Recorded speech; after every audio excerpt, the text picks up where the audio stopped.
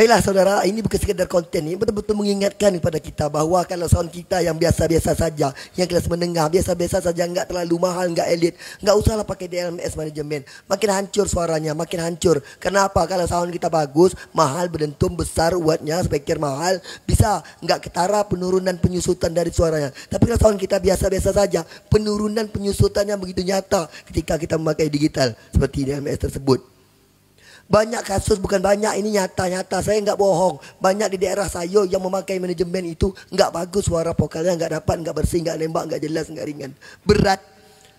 Awalnya dia buka keyboard nggak pakai manajemen, jelas, lantang, bagus vokalnya. Begitu pakai manajemen suaranya jelek, hancur, kayak renggoa, senak, benak nggak lepas. Telinga mereka tuh nggak bisa mendengar kali ya. Itu kenyataan. Makanya kalau bisa di wilayah saya ini pakai manajemen semua, biarlah saya sendiri yang tidak. Saya pakai digital. Kalian pakailah manajemen DLMS. Silakan. Kalau perlu seluruh rupat di seluruh semua memakai. Saya bangga. Saya senang. Biar saya sendiri yang tidak. Kita bandingkan siapa pendapat masyarakat yang mengatakan sound yang paling bersih. Siapa meringan. Sudah jelas ringan, nyata ringan ya. Ringan, bagus pakai analog.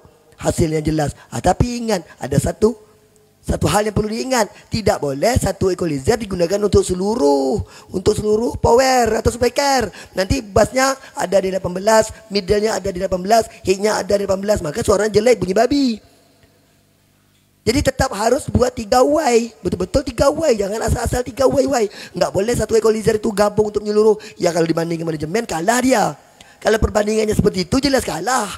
Karena manajemen itu keluarannya 6. Yang murah itu kan, yang murah itu 6 keluarannya. Berarti 3 Y, 2 kiri kanan. Dah, bass, mid, low-nya, high, terserah kita pengaturan. Ya bersih tapi enggak nendang. Enggak nendang kecuali soundnya betul-betul besar, powernya, mahal, speakernya baru nendang. Karena enggak pakai unit manajemen pun tetap nendang. Karena memang dasar pondasi udah nendang.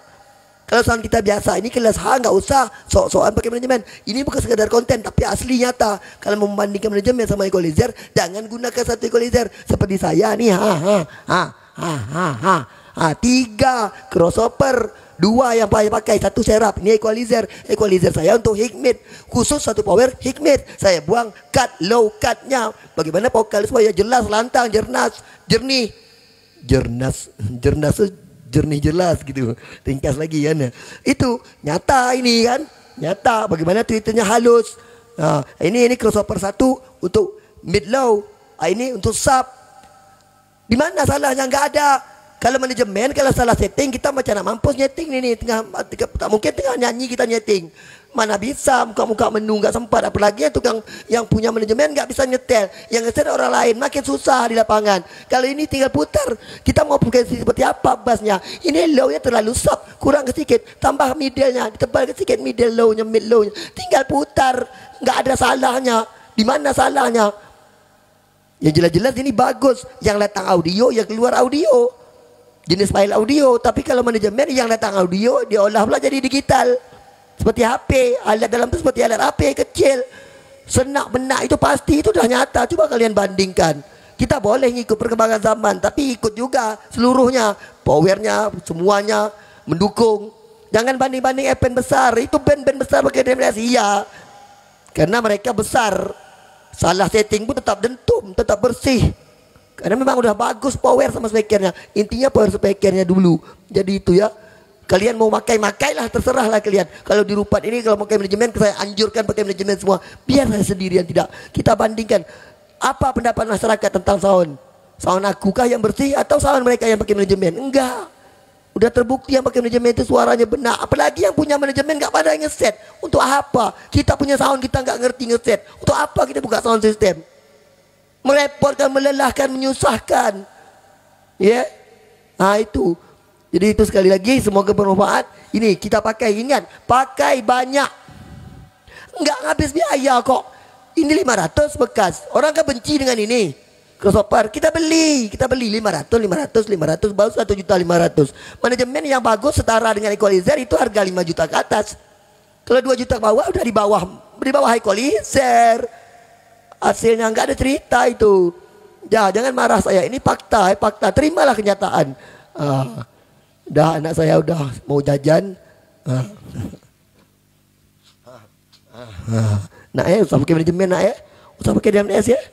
Pakai saya. Usah. Tak bagus, senak, benak.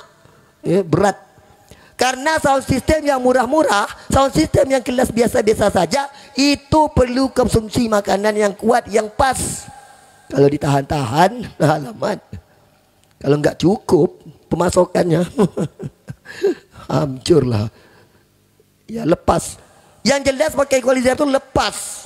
Kalian ngakui itu. Karena kalian udah dicuci otak kalian mengatakan itu bagus. Enggak bagus pun kalian anggap bagus-bagus saja. Karena kalau hati udah nganggap bagus, ya bagus-bagus saja lah. Bagus nih. Udah settle aja lah. Bagus nih. Enggak mau membandingkan, itu yang rusak tuh.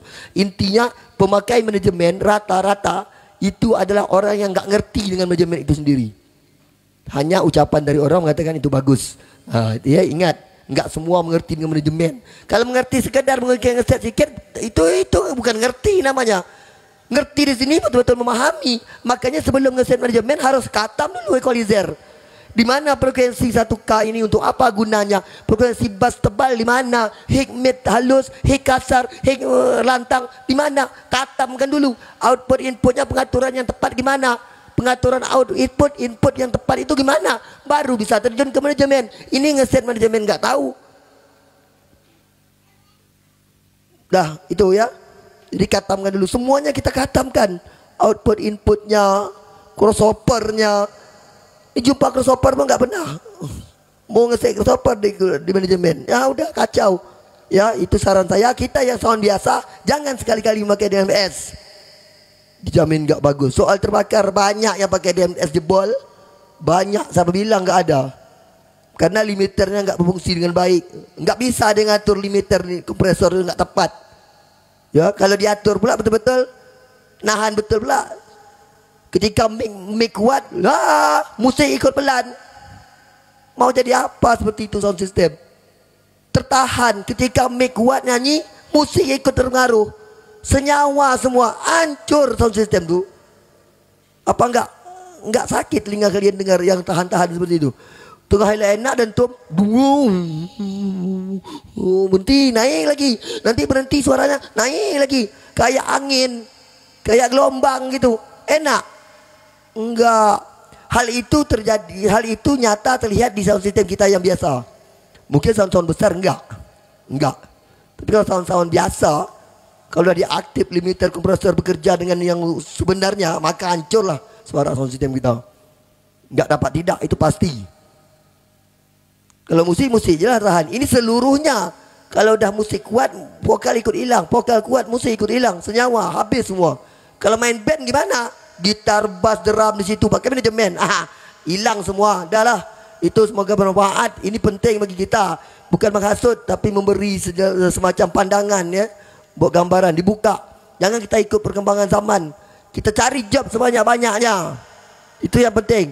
Ciptakan suasana musik bersih, alat kita yang bagus, nyaman di telinga, orang memuji.